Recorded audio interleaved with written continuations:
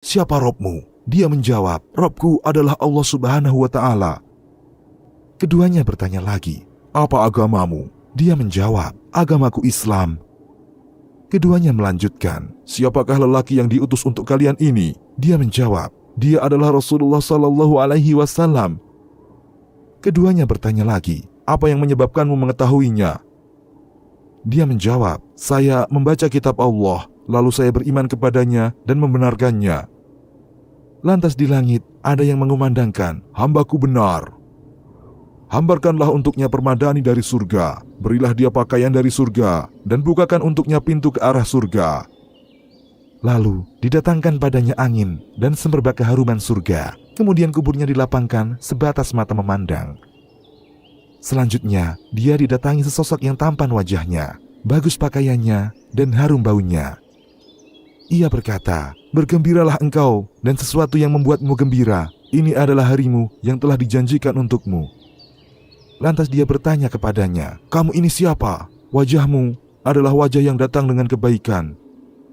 Dia menjawab, "Saya adalah amal kebajikanmu." Lalu dia berkata, "Ya Rabbi, datangkanlah hari kiamat sehingga saya dapat kembali pada keluargaku dan hartaku."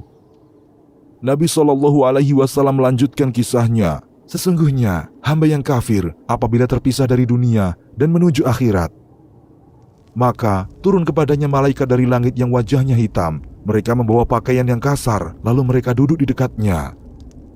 Selanjutnya, malaikat maut datang hingga duduk di samping kepalanya. Lalu dia berkata, 'Wahai jiwa yang buruk, keluarlah menuju murka dan kemarahan Allah Subhanahu wa Ta'ala.' Lalu jiwanya terpisah-pisah di dalam jasadnya. Selanjutnya, malaikat mencabutnya sebagaimana mencabut besi yang digunakan membakar daging dari bulu domba yang basah. Lalu malaikat mengambil nyawanya. Ketika dia telah mengambilnya, maka dia tidak membiarkan nyawa itu berada di tangannya meskipun sekejap mata, melainkan mereka menaruhnya pada pakaian yang kasar itu. Dan dari nyawa tersebut keluar bau bagaikan bau bangkai paling busuk yang ada di muka bumi.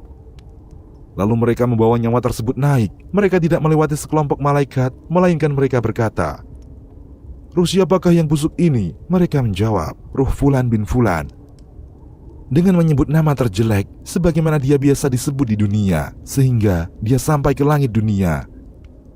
Lalu dimintakan agar dibukakan pintu untuk nyawa tersebut, tetapi tidak dibukakan pintu untuknya. Selanjutnya, Rasulullah Shallallahu Alaihi Wasallam